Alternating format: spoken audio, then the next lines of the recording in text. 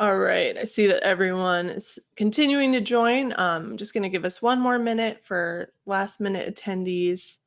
Thank you all so much for joining here today.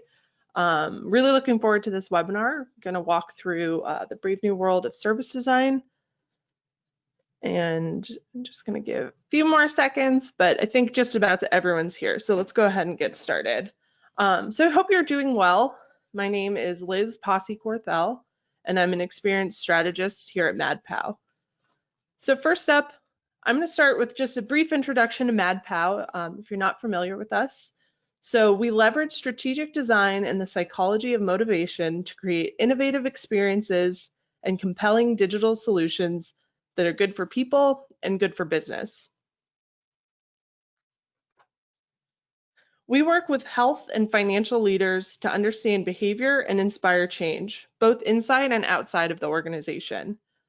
We work across these three areas, designing the future now, and one of those areas is digital solutions. With modern technology accelerating innovation and transforming business and society, we partner with our clients to design and build scalable, beautiful, usable, and accessible digital solutions that deliver the seamless and compelling experiences that produce measurable business results. In Experience Innovation, we work with innovation isn't just a matter of thinking outside the box. To develop truly unique experiences that thrill customers, we embrace a systemic approach fueled by deep empathy and understanding of behavior, directly aligned with business goals and hyper-aware of organizational dynamics. And in behavior change, changing real-world behaviors is central to addressing the key challenges facing both society and businesses. We leverage behavior science and motivational psychology to help people achieve greater health and wellness, financial well-being, education, and sustainability. All right, so I'm going to walk you through this GoToWebinar interface. So we're going to be presenting for about 45 minutes, and then at the end, we'll spend about 10 minutes answering your questions. You'll see on the right here that you can answer your questions in the question box, and then I'll go ahead and read those out at the end. And if you run out of time, you could email us directly. I'll have my contact information at the end of the presentation. Some few quick questions before we get started. We will, of course, be recording this. It will be emailed out to participants and attendees about a day later. So tomorrow you should get this. And then for the slides themselves, if you look over to the right in the GoToWebinar interface, you'll see the handouts. The PDF of the slides is there. If you want them now, they'll also be emailed later. All right, so now we're going to go ahead and jump into it. So up front, let's acknowledge together that we're in a crisis, one that 6 months ago we didn't have the vocabulary for or see coming at all. We've rapidly adapted to staying at home, working from home, some of us that includes teaching from home, all while attempting to maintain some level of normalcy and calm, but it's really tough. The COVID-19 pandemic has changed our lives around the world quickly and brought with it new questions about how to move forward. Today, we're going to look at how the world of service design has reacted to this and past crises, as well as look at how we can use our personal strengths and cognitive styles to look toward the future together. So at first, my plan was to title this webinar Apocalyptic Service Design. So if you're anything like me, it's hard not to look around anxiously and ask ourselves, is this the end of the world? But I realized that humanity has asked itself that question many times, and each time has been proven wrong. So I wondered, why is that? What do these moments in time really represent? Though they might feel like the apocalypse while we're living through them, these moments instead represent moments of change for better or worse. And though it feels challenging right now, we can see the importance of looking into the future and how creating proactive solutions as we see in real time the challenges of creating reactive solutions. So to do this, I wanted to frame this webinar around the world of future studies, where we consider what things are likely to change or stay the same in the future. Considered by some to be an art, by others to be a science, future studies gives us a framework to talk about our current world and how the world may look in the future. It is importantly not attempting to predict the future. Instead, it's about understanding that there are many possible futures, and it's our job to make decisions today that lead us to the preferable futures of tomorrow. So to do this, let's take a look at one of the thought leaders in the world of future studies, Jim Dator. So Jim Dator is a professor and a director of the University of Hawaii's Future Studies Department. Early on, he discussed how it's impossible to predict the future, as there is no one singular future. He said, future studies is not nearly about correctly predicting the future. It's about understanding the varieties and sources of different images of the future, and coming to see that future studies does not study, quote, the future, but rather, among other things, studies images of the future. He has also said that any useful statement about the futures should appear to be ridiculous, which is something you should consider while thinking about the future, particularly if it's deemed unnecessary or ridiculous by teammates or others. So to help see these possible images of the future, Dator published a model for the 4 futures archetypes back in 1979, which he later revisited in 2002 in the book pictured here, Advancing Futures. So these 4 futures archetypes, or future scenarios, are demonstrated here. You'll see that on these charts, the y-axis represents capacity/impact, and the x-axis represents time. Now, each of these 4 futures archetypes has good and bad features. None should be considered as either a good or a bad future per se. There's no such thing as either a best case scenario or the worst case scenario. And there's also no such thing as the most likely scenario. In the long run, all 4 generic forms have equal probabilities of happening, and thus they all need to be considered in equal measure and sincerity. And that last part is really important. So let's take a look at these 4 models. Up in the upper left-hand corner, we can see the future scenario of continuation. So this is the quote-unquote official future according to the government, according to most organizations. It's the business as usual future, where governments and organizations continue to grow, develop its people, develop its systems and technologies to adapt and grow forever. Next, on the upper right-hand side, we can see a future scenario of discipline, which can arise when people feel that continued economic growth is either undesirable or unsustainable, or that growth may be necessary but unsustainable on a planet with finite resources. This future archetype represents a disciplined way of living, where we would refocus our economy and society on survival and fair distribution, and not on continued economic growth. On the lower left-hand side, we see a future scenario of collapse, and any range of situations can bring on a collapse future, from hurricanes to tsunamis to outside factors like invasions or meteors hitting the planet, or even global pandemics as we're seeing now. All of these situations represent growing fears that might cause our fragile, overextended, and heavily interconnected globalized world to collapse from some cause or another, and either to the extinction or to a lower stage of development than the world currently is. And lastly, on the lower right-hand side, we see a future scenario of transformation that focuses on the powerfully transforming power of technology, especially robotics, artificial intelligence, genetic engineering, nanotechnology, teleportation, space settlement, and the emergence of a dream society as a successor to the information society. So as we think of these 4 futures archetypes, we can see that right now, today, we're in the midst of a collapse future scenario, since what is today other than yesterday's future? So while thinking and talking about things in terms of the apocalypse certainly draws attention, it's important to think of our current moment in time as a collapse of our current systems and ways of life as the COVID-19 crisis evolves. It's important because humanity has survived several collapse scenarios in the past and will continue to in the future. So what I intend to do today is walk through some of these collapse scenarios of the past through the lens of service design to answer the question, how have we responded to these challenges?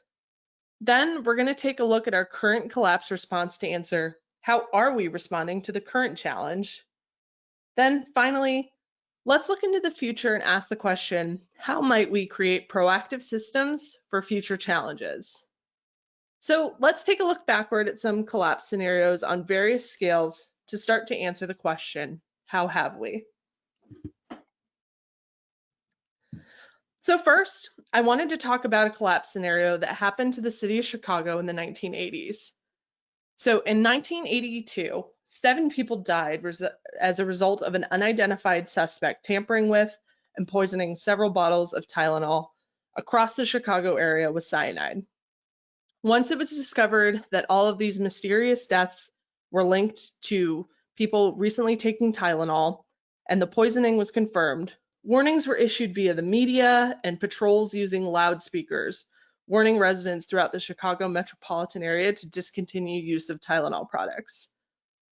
Johnson & Johnson, who's the distributor of Tylenol, responded by recalling all Tylenol products, advertising in national media for consumers to not take their products, or buying back any capsules in exchange for solid pills. So this response has been lauded as an exemplary response to a PR crisis by many. And the incidents led to reforms in the packaging of over-the-counter substances and to federal anti-tampering laws. So prior to this case, over-the-counter drugs would mostly be protected with a child-resistant cap and a wad of cotton. Today, you'll more likely find a ring of shrink-wrapped plastic around the top of the bottle and numerous warnings on the bottle advising you not to ingest the medication in case any of the wrapping has been removed or punctured. So this represents a complete shift in both the product design of a bottle of Tylenol and the service design of taking medication. So though this collapse scenario took place within the area of a single city, it has had lasting impacts on a huge scale and changed the course of our everyday life as we know it. Another collapse scenario that infected an entire region of the country. Let's look back a few centuries and examine the blizzard of 1888. Where snow fell from between 10 to 58 inches in parts of New Jersey, New York, Massachusetts, Rhode Island, and Connecticut. Railroads were shut down and people were confined to their homes for up to a week. There are even news reports of people freezing to death on their walk from home across the street. This blizzard completely rattled the entire region. Railway and telegraph lines were disabled, and this provided the impetus to move these pieces of structure underground, which is partially responsible for the creation of the first underground transit system in the United States, the MBTA, which opened 9 years after and was the first underground subway system in the United States, which was followed by other cities shortly. In September of 2017, the daily ridership of the MBTA reached nearly 1.5 million. And in normal circumstances, though I can't speak to the success of the MBTA during the pandemic, provides a safe and somewhat efficient way to traverse the city of Boston. So for Bostonians like myself, it may be a little ironic to envision the MBTA opening as a result of a blizzard, as we think about how in the winter of 2015, blizzards famously shut down the MBTA and sparked millions of dollars of investment for better preparing the MBTA for extreme winter conditions. So this contrast between how we've handled collapse scenarios in the past and are today demonstrates the changing needs of modern society and the need for preparedness and proactive design and thinking to take place. So lastly, I want to talk about one of the most prominent national collapse scenarios in recent history, which took place on September 11th, 2001. It was the deadliest terrorist attack in human history. The attacks resulted in nearly 3,000 deaths, over 25,000 injuries, and substantial long-term health consequences for everyone in the surrounding area, and has spawned an era of the USA being in a perpetual state of national emergency. The attacks on September 11th were so significant that they created an entire historical period known as the post-9/11 era. which is characterized by heightened suspicion of non-Americans in the United States, increased government efforts to address terrorism, and more aggressive American foreign policy. Some historians and political scientists think that the so-called post-9/11 era is only ending now with the COVID-19 pandemic. Ben Rhodes, a writer, political commentator, and former Deputy National Security Advisor under President Barack Obama said, "Yes, we have a continued need to fight terrorist groups. But the greatest threats we face going forward will come not from groups like Al-Qaeda or ISIS, but from climate change, pandemics, the risk posed by emerging technologies, and the spread of a blend of nationalist authoritarianism and totalitarianism that could transform the way human beings live in every country, including our own." The attacks on September 11th have changed the world in several fundamental ways, including the way many service designs operate to this day. One of the easiest ways to see this is the change in service design to the airport. 9/11 fundamentally changed the way the airport functions as service design. In 2020, it's hard to even remember how airports functioned pre-9/11, which sparked the creation of the TSA, and has shaped the way we travel by increasing security. Prior to 9/11, security was lax, and people walked up to the gate of their flights to say goodbye to their families departing on trips, or greeted them immediately after their flight landed. TSA has increased security by adding detectors, extra screenings, and regulations to what can and can't be on a flight. It's caused users to completely shift their pre-9/11 behaviors of showing up moments before a flight.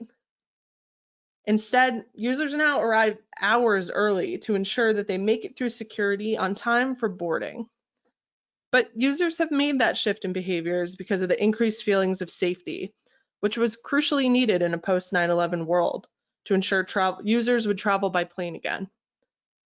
As we think about the COVID-19 crisis, we can consider some parallels in how this crisis has affected the flight and travel industry.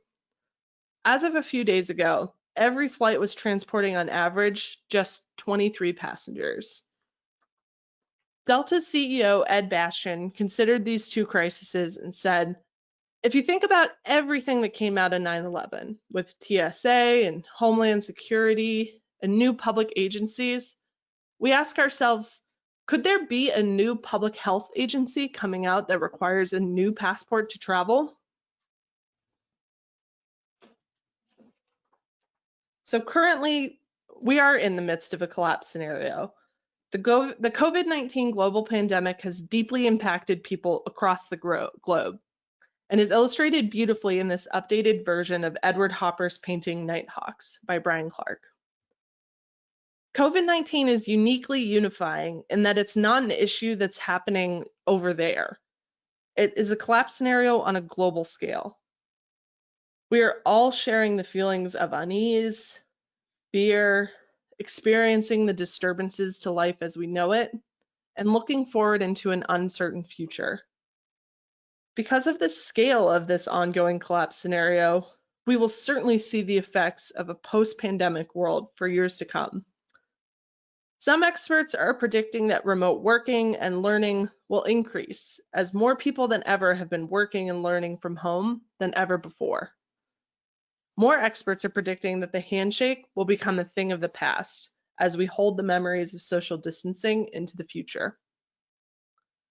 As a result of the unique circumstances of the COVID-19 pandemic, we are seeing businesses adapt and pivot their service design models on a daily basis, particularly businesses that rely on human-to-human interaction to survive. With that interaction taken out of the equation, we've seen some businesses take huge strides to keep up with consumer demand and stay in business. So let's take a look at how are we when we are redesigning our services and systems now in real time. So since the COVID-19 pandemic has started, we've heard about restaurants around the globe being forced to close and having to quickly conceive new ways of keeping revenue flowing.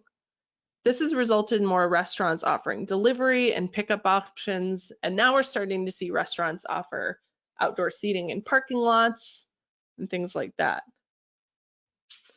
So this service design offering for Mediamatic, a 10 restaurant in Amsterdam, is particularly unique. So to fit the needs of social distancing, this restaurant is set up individual greenhouses where diners are totally separated from each other while still being able to enjoy a meal and the beautiful views of the city's famous canals. This restaurant, which recently tried out this setup, will eventually serve a plant-based dinner with dishes presented on top of large wooden planks, so waiters don't have to have direct contact with diners.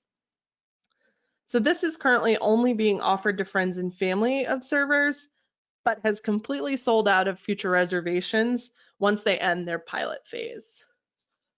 It's quite a beautiful solution to a challenging problem of social distancing. So another industry feeling the impacts of a consumer base who isn't leaving the house is the cosmetic industry. Cosmetic companies are struggling to keep their staff afloat. Stores like Sephora have been laying off employees at their retail stores, and their online stores aren't quite making up the difference, as less people are wearing makeup as they remain sheltered in place. So my coworker Priyama Barua wrote an article making suggestions for makeup and cosmetic companies like Sephora on how to adapt their business models to provide virtual consultancy for customers with more free time who are looking to switch up their routines. She suggested that companies make strides to provide online and telephone consultations to a consumer audience with more free time on their hands. So coincidentally, a few weeks later, the company Lush Cosmetics has done just that. So Lush Cosmetics now offers phone appointments with shop managers to help walk consumers through their skin, hair, and body care needs. And if you're familiar with Lush Cosmetics, you'll be aware that they have this certain brand of energetic, if not a little bit overwhelming, social interaction that's a huge part of their stores and their brand. So this rapid adaptation of their business model shows quick thinking that allows them to maintain that social interaction aspect of their brand, but still maintain social distancing regulations. Another industry shattered by COVID-19 is going to the movies, with some experts saying that this industry may never recover. Movie theaters were already struggling with the rise of streaming services like Netflix and Disney Plus. And as Richard Greenfield, a media analyst at Lightshed Partners says, this was going to be the worst year in movie theater history before the coronavirus hit. This is like pouring lighter fluid on a fire. So we see that Trolls World Tour was the first big budget film to break from the standard theatrical release window and was instead released on home entertainment platforms on the same day as its previous planned cinema release, due to the unexpected circumstances that came with the COVID pandemic. This film scored the biggest opening day and weekend for a digital title in the history of Universal Pictures. And this represents a break from the traditions of the industry, who had been fighting off digital releases by ensuring that they had the first rights to premiere films. So will films go back to theatrical releases in a post-COVID world? Experts aren't so sure. And the last industry I want to talk about is the live event industry. South by Southwest famously canceled a few days before the festival was set to begin, and marks the beginning of when most people began quarantine and social distancing, which has since led to mass cancellations or delays of almost all major events, concerts, festivals, and tours. So this has left an industry of stagehands, builders, contractors, engineers, and more unemployed as their upcoming projects have been canceled. So to respond to this, Live for Life was founded. It's a coalition of brands and companies that are traditionally competitors in the live music industry who have used their unique skill sets to build temporary structures for testing and treating COVID-19. So if we look at this and other innovations, we can see that this is only a brief look at what we're seeing in service design today, and we'll continue seeing as this list expands and contracts to fit the needs of society. So while all these service design innovations are incredible to watch unfold in real time, they represent quick adaptation as a reaction to the current collapse scenario. So when we look beyond COVID-19, beyond 2020, and into the future, let's start to ask ourselves, how might we? As in, how might we create proactive systems and services in order to meet the needs of the future, in addition to creating reactive ones? Because reactivity is a symptom of adaptation and innovation. In collapse scenarios, reactivity does not mean failure. But to think about proactive solutions, we have to consider a few things that are consistent across all collapse scenarios. So let's take a look and see what all these collapse scenarios have in common. The first thing that these collapse scenarios have in common is collective trauma. Following major collapse scenarios and disasters, there was a wave of collective trauma experienced by those impacted. For instance, after 9/11, there was even reported widespread PTSD in people who were watching coverage of the attacks on TV for multiple hours a day. We're already starting to see the wave of mental health care needs following COVID-19 in other parts of the world. So for instance, in China, we're seeing reports emerge of anxiety, depression, and agoraphobia following strict quarantine measures, as well as reports of PTSD, particularly in healthcare workers. In collapse scenarios, we also learn new vocabulary to give us the words to express our new situations.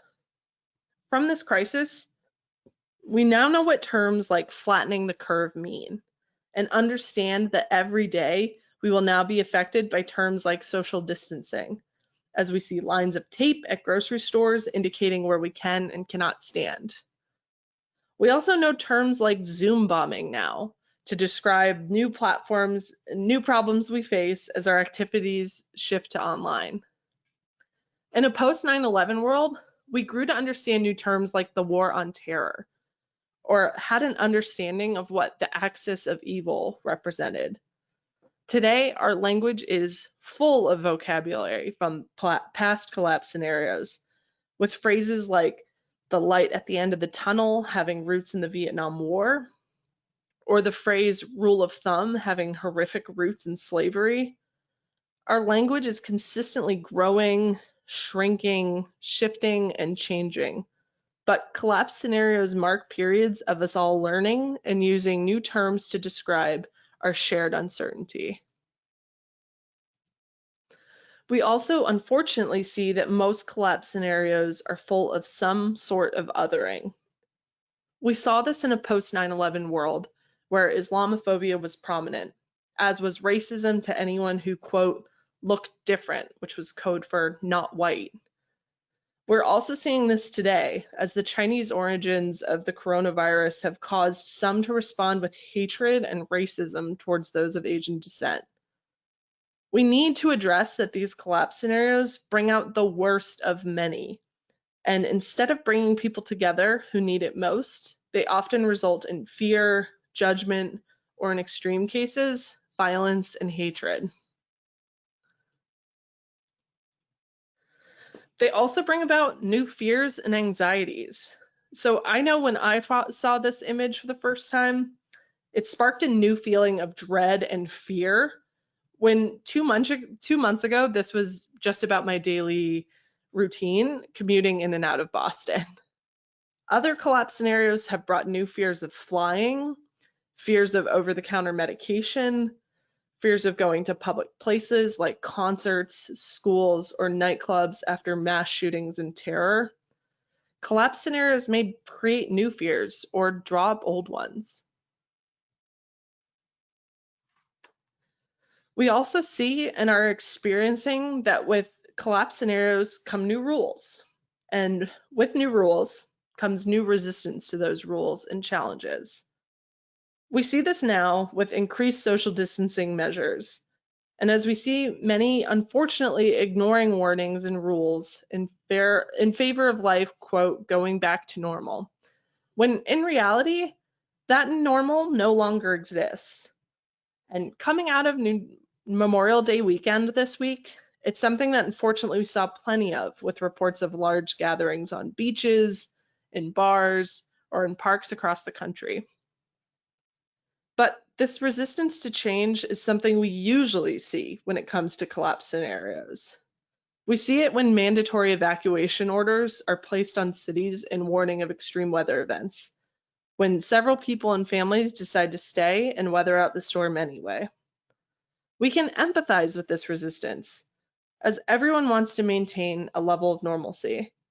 But we must consider that increasing rules and regulations on individuals also results in increased discomfort, anger, and ultimately disobedience, which poses plenty of challenges as service designers. But in the wake of these new rules, we also see plenty of new ways of connecting, from Zoom happy hours to virtual conferences complete with virtual networking, to people asking out their neighbors on dates via drone flyover. We're seeing new ways to connect in the midst of COVID-19. In other collapse scenarios, we've seen that one of the new ways we connect is often together, in person, rallying around thoughts, beliefs, or to grieve with each other and comfort one another. We've seen marches and protests following upsetting events, massive wakes and moments of silence following events of despair, and seen people come together from all over the world to peacefully fight for what they believe in. And this crisis has robbed us of that. We can't physically be together right now, which means we can't grieve together, celebrate together, or laugh together. But this won't be forever, and for now, we can connect digitally like we are right now. And one of the ways we connect digitally includes how we work, which currently means adapting to new normals. So with everyone at home, everyone is experiencing new ways of working. I've experienced the great joy of meeting my coworkers' pets over meetings, hearing their children shout for mommy or daddy in the background, and have examined their thoughtfully placed book collections. These windows into our homes have given us new ways to empathize with and better understand those we work and collaborate with. And as many have demonstrated by taking the new challenges of work-life balance in stride, or at least managing work-life balance without melting down completely, humans are great at adapting to the new normal. In the past, we've experienced and adjusted to new ways of going to a concert, knowing that our bag would be searched, going on an airplane, knowing that we need to take our shoes off. It's a new normal every day, and collapse scenarios demonstrate our ability to adapt to these changes as human beings. Another new normal we're seeing right now and have seen in the past is that collapse scenarios bring great instances of sacrifice, which may be more visible, like healthcare workers sacrificing safety and comfort to treat patients, to the less visible, with plans being canceled, days being challenging, and expectations being shifted. This involuntary sacrifice on any scale leaves a population of people who are looking to better understand their world, and some who want answers. And we find that some people looking for answers during and following a collapse scenario are often led to conspiratorial thought, as the search for answers and reasons why is often unsettling. So currently, the Plandemic video is still circulating on social media. I know it was at its peak probably a week or two ago. And the main subject in the video is Judy Mikovits, who is a discredited former medical researcher who's against vaccines. who claimed that the virus was engineered to increase vaccination rates, and she alleged wearing face masks are actually harmful. So these suggestions are, of course, unproven, but that didn't impact the popularity of this clip.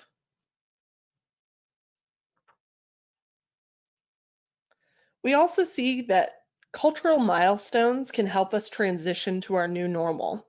We saw this in the world of sports in the post 9/11 America, with sports journalist Bill Plaschke writing, "The sports world is the first to turn the lights out, but the sports world is also the first to turn those lights back on, a bright blaze under which a wary community gathers, a first step in the long journey back to normalcy."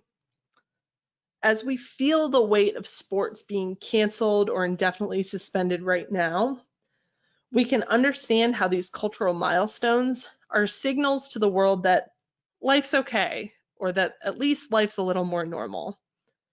In a post 9/11 world, baseball was one of the things that brought a grieving country peace, comfort, and feelings of normalcy. As we see reports starting to come out yesterday about the NHL's plan to return to play in an audience-free playoffs, potentially as early as the end of June, we can wonder about what this might mean to the country. Will the return to sports mean things feel more normal? Or will the eerie scenes of audience-free stadiums send us a signal of how far from normal we are? Time can only tell.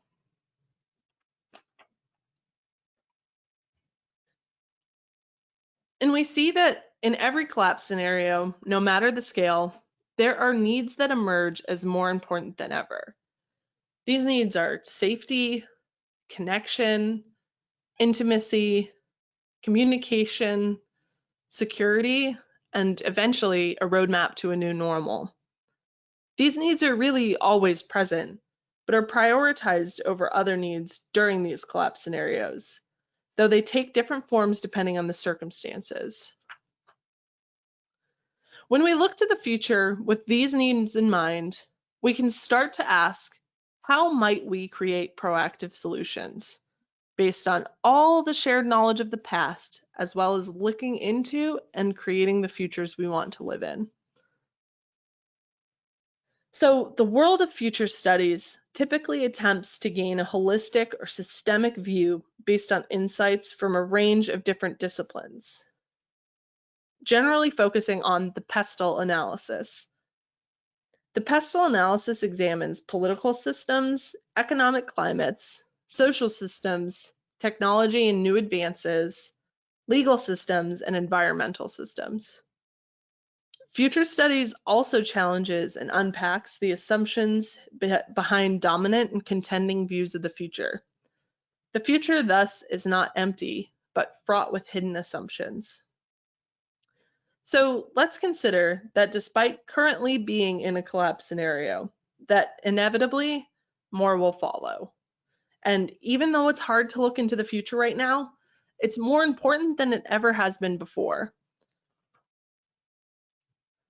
So let's take a look at this future cones model, where we see where we are today over here on the left, and we can see that any number of possible future scenarios are over here on the right. These are illustrated in purple, teal, red, and gold, and we can see where we're headed towards in the future, potentially at many places.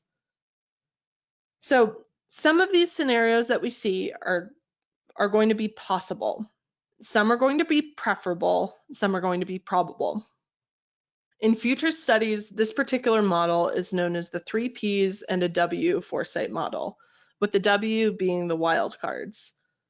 Wildcard scenarios can be anything and everything, from alien invasion to artificial intelligence reigning supreme to a quick adoption of peace and sustainability on a global scale.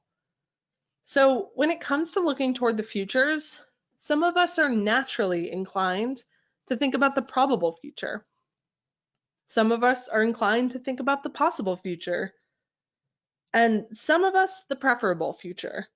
So I'm going to talk about these 3 cognitive types and how you can use your particular skill set to think about the future and help give your teams the tools to anticipate and create proactive solutions for future collapse scenarios.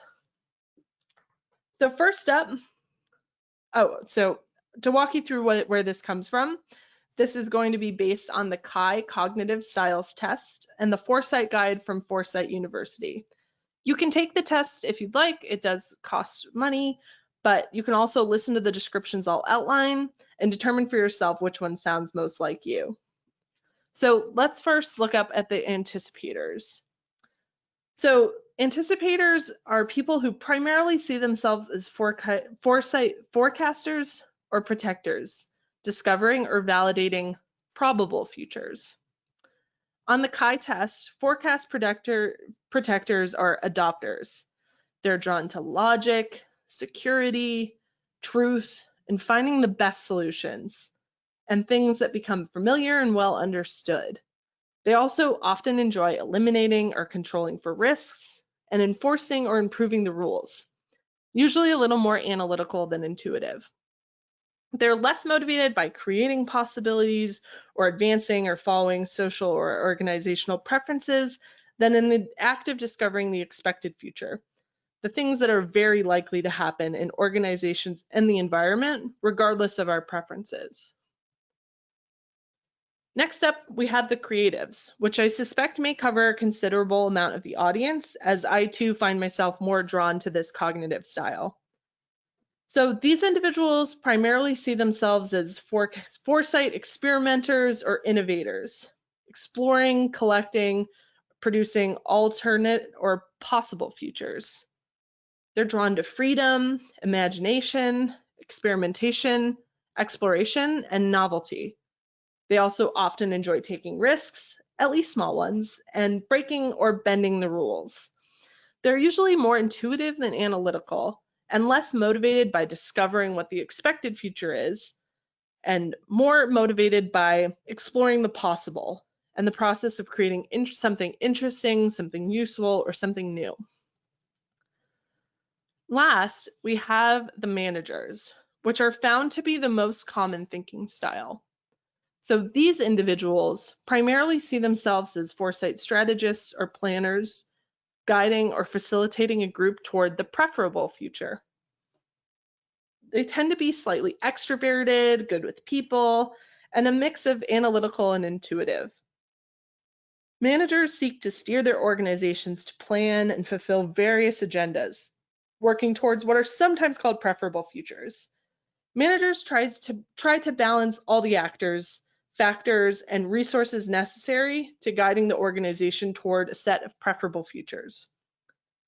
And these are always impacted by the possible, which is chance, or the probable, which is necessity, but we seek to reach them in the face of both the unpredictable and the predictable processes of the world. So in your orientation to the future, would you prefer to spend most of your time as an anticipator, a creative, or a manager? Perhaps some blend of the two, or all three. Which styles are best suited to your current role, your current industry, your department, your methods, your client, or even your particular project? So we should never get so rooted in our preferred cognitive styles that we cease working with talented people from the other styles.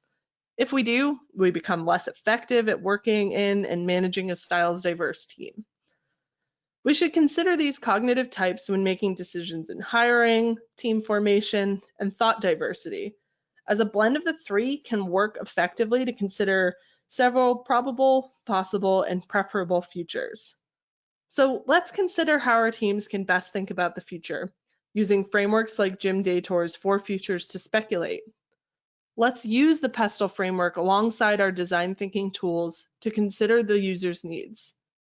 Let's build personas of the future we see and understand the world from their eyes. Through using these frameworks and our own personal skill sets to look into the future and consider how we can make proactive service designs. The reality of collapse scenarios is that there are more to come. And we see now that the importance of creating systems, services, and businesses that can be proactive. So let's work on creating the future together as we navigate the new normal. Thank you. All right, so I'm going to take some time for questions here. If you have any questions, feel free to go ahead and put them in the little question section. I'm going to take a look and see what we've got. All right, so I see first up I have a question from Brittany. I see Brittany asks, how do we determine what the preferable futures are? How do we make a determination on what makes someone's preferable future someone else's collapse scenario? So, for instance, I was thinking about how my preferable future might be sustainability driven, but for the perspective of somebody who runs an oil company or something like that, that might be their collapse scenario. So I think it's important when considering preferable futures to consider what makes the best impact on the greatest number of people. I think those are going to be the preferable futures that we all want to see. I also see a great question from David. Says, bravo, excellent synthesis of theory and practice. Thank you so much. As the pandemic wears, have your clients expressed greater interest or a different kind of interest in service design, or more specifically in future thinking? Any trends of interest emerging?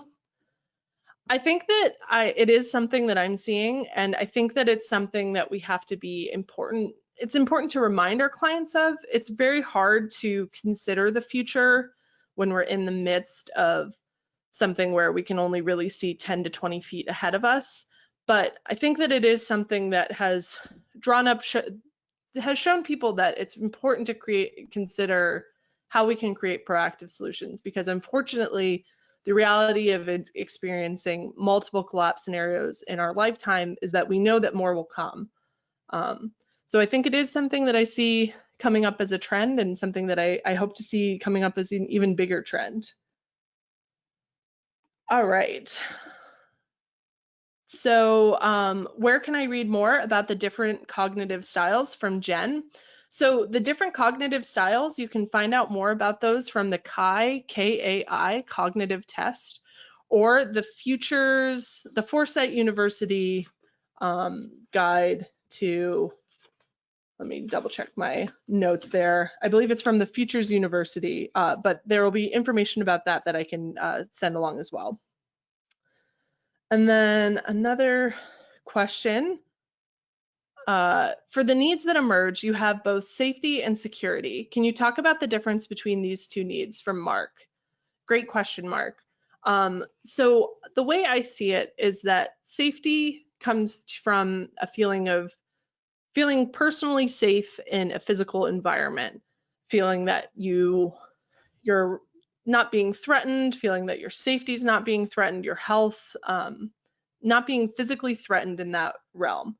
Security is something I see happening kind of more emotionally, that you're feeling secure, and it could be feeling secure in things like your job, your financial situation, secure in your housing. It can be any number of things, secure in your family dynamics, making sure that your family's taken care of. Security can really impact all of those things and is something kind of always going on in the background. Whereas safety, I see as something that we're constantly evaluating how safe we feel physically in any given moment. Let me see a few more questions here. Is there a framework for returning to various scenarios once some time has passed to improve the process of envisioning new futures? From Andrew. That's an excellent question, Andrew. So something that I've noticed while getting into the world of future studies is that a lot of what I'm reading right now is coming from the 1990s. So I'm seeing that inevitably some things are predicted correctly, some things are predicted less correctly. And I think that constantly returning to those scenarios later on to ask ourselves what came true and what didn't is crucial stage when it comes to both foresight, but it's also crucial when it comes to any design practice, that kind of returning, reiterating, making sure that we're always bettering our systems. So I think that it's something that should take place with any scenario building, where it's returned to in maybe a year, maybe 5 years, to see what really happened and what came true. And then to see if things aren't coming true, if things are completely different, see what assumptions were made along the way to see what brought us to that scenario. And then see how we can better reduce those assumptions. And I think one of the best ways we can reduce those assumptions is by bringing a little bit more thought diversity, a little bit more racial diversity, economic diversity, all into the world of thinking about the future. I think that having more diverse leaders and more diverse futurists will bring us those possibilities to check those assumptions a little bit better than we are currently. So that's something I would really invite and challenge you all to see if you can bring that into your own practice as well. All right, and then let's see. All right, I have one more question, and then I think that will bring us to time. Do these cognitive styles impact how we design for users? i.e., would it make sense to think about designing for these different types of people as end users, not just for our own design styles? Yeah, I definitely think so. I think that one of my favorite things about working at Mad Pow is that we really think about the behavior of personas and the behavior of our users as more so than just demographic-based personas. So I think that these cognitive types can tell us who may be at the end of some of these experiences and how they might be receptive to thought and to thinking. For instance, someone who's an anticipator might not be as interested in endless amounts of opportunities. They might be interested more in the most likely, most direct style of communication, where the creative type might be a little bit more interested in choosing their own adventure when it comes to user experience. So I think it's definitely something we can think about when it comes to our users. And let's push the boundaries on creating personas that are behavior-based and not demographic-based, which I think is a great move. All right, so I see that there are a handful of other questions coming in. We have just a few more minutes here, so I'm going to ask just one more. It says, what unique partnerships are we seeing emerge in the age of COVID-19 to address both economic and health impacts? For example, Zoom and schools. So I'm seeing that there are really interesting partnerships, and both partnerships and pivots that are emerging. So for instance, partnerships between Zoom and schools is a great example. It's something that I have a lot of friends who are teachers, and a lot of friends have been struggling with. Especially I have a friend who's a speech language pathologist, who's talking about the accessibility of a program like Zoom, the accessibility of assuming all students have internet. So these new partnerships are really inspiring and innovative, but we also need to consider the impacts that they may have on those who don't have access, and access in that sense, that for some they might be making things more challenging. I think that these partnerships and pivots and interesting adaptations are really how most businesses are trying to survive right now. So I think that we can give them a little bit of space to learn and fail. But I think that we can see these partnerships as signs of changes and signs of the times and see what comes out of them. But hopefully we can do it without leaving behind students who can't access these tools, and students who don't have access to internet. Hopefully we can meet them somewhere in the middle. All right, so I really, really appreciate all these questions. Thank you so much. If you'd like, I've left my contact information here. You can feel free to email me if you have an additional comment or question. Feel free to reach out to me on LinkedIn. And thank you all so much for joining me on your lunch hour if you're on the East Coast too, or early morning if you're on the West Coast. I truly, truly appreciate it. So thank you so much.